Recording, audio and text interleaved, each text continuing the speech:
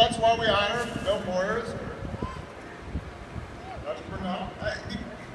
We traditionally have valued those things, but if you were listening to today's political debate,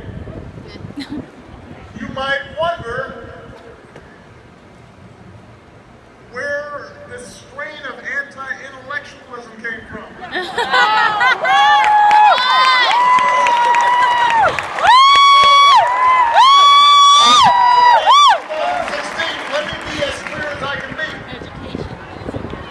In politics and in life, ignorance is not a virtue. Right!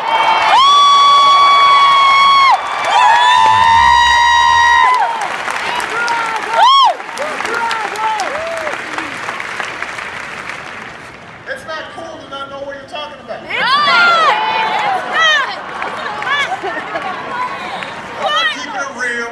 We're telling it like it is. It's not challenging political correctness. That's just not knowing what you're talking about. And yet we become confused about this. Look, our nation's founders, Franklin, Madison, Hamilton, Jefferson, they were born of the Enlightenment. They sought to escape superstition and sectarianism and tribalism and know-nothingness. They believed in rational thought and experimentation. Right. And the capacity of informed citizens to master our own fates.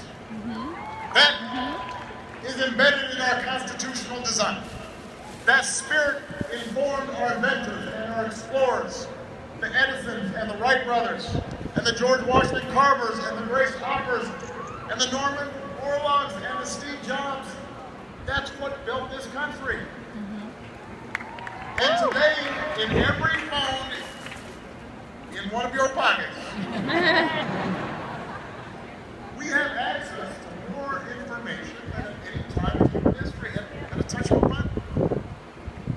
But ironically, the flood of information hasn't made us more discerning of the truth.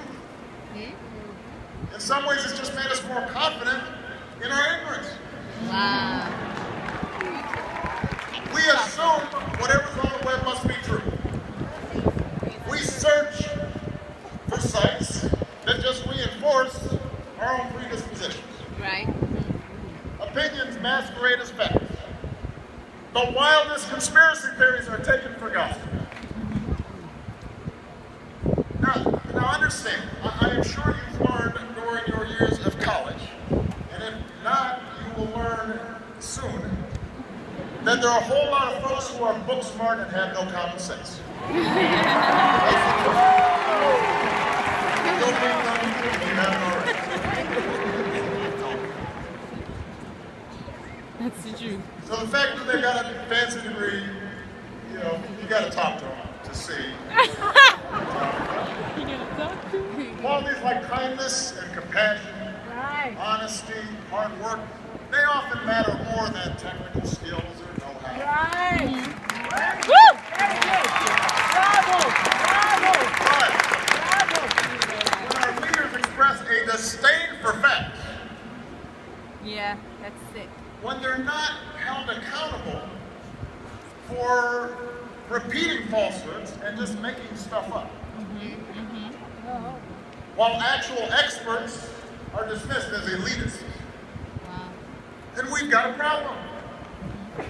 You know, it's interesting that if we get sick, we actually want to make sure the doctors, like going to medical school, they know what they're talking about. If we get on a plane, we say we really want a pilot to be able to pilot the plane. And yet in our public lives, we suddenly think, I don't want somebody who's done it. I want somebody who's done it. The rejection of facts, Right. the rejection of reason and science, that is the path to decline. Yes. Yeah. It calls to mind the word of Carl Sagan, who graduated high school here in New Jersey. He said, we can judge our progress by the courage of our questions and the depths of our answers. Our our willingness to embrace what is true rather than what feels good. Yes. Wow. The debate around climate change is a perfect example of this. I recognize it doesn't feel like the planet's warmer right now. I understand. There was hail when I landed in Newark.